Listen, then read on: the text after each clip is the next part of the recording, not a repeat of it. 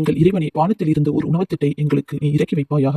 எங்களுக்கும் எங்கள் முன் இருப்பவர்களுக்கும் எங்களுக்கு பின் வருபவர்களுக்கும் அது ஒரு பெருநாளாகவும் உன் வல்லமைக்கு ஒரு அத்தாட்சியாகவும் இருக்கும். ஆகவே அவ்வாறே எங்களுக்கும் உணவை அளிப்பாயாக. நீயோ உணவளிப்பதில் மிக சிறந்தவன் என்று பிரார்த்தித்து கூறினார்.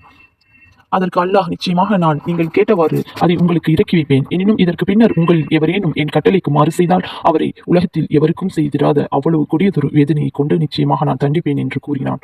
அல்லாஹ் மறுமை நாளில் ஈசாவை நோக்கி, மரியமுடைய மகன் ஈசாவே, அல்லாஹுடன் என்னையும் என் தாயையும் இரு கடவுள்களாக எடுத்துக்கொள்ளுங்கள் என்று மனிதர்கள் நோக்கி நீர் கூறினீரா என்று கேட்டான் என்பதையும் ஞாபகமூட்டுவீராக. அதற்கு அவர் கூறினார், நீ மிக பரிசுத்தமானவன், எனக்கு ஒரு சிறிதும் தகாததை நான் ஒருபோதும் கூற மாட்டேன். அவ்வாறு நான் கூறியிருந்தால் நிச்சயமாக நீ அதை அறிந்திருப்பாயே. என் உள்ளத்தில் உள்ளதை நீ நன்கறிவாய், உன் உள்ளத்தில் உள்ளதை நான் அறிய மாட்டேன். நிச்சயமாக நீதான் மறைவானவை அனைத்தையும் நன்கறிபவன். நீ எனக்கு ஏவியபடியே நான் அவர்களை நோக்கி, நீங்கள் எனக்கும் உங்களுக்கும் இறைவனாகிய அல்லாஹ்வே வணங்குங்கள் என்றுதான் கூறினேன். தவிர வேறொன்றையும் ஒருபோதும் நான் கூறவில்லை.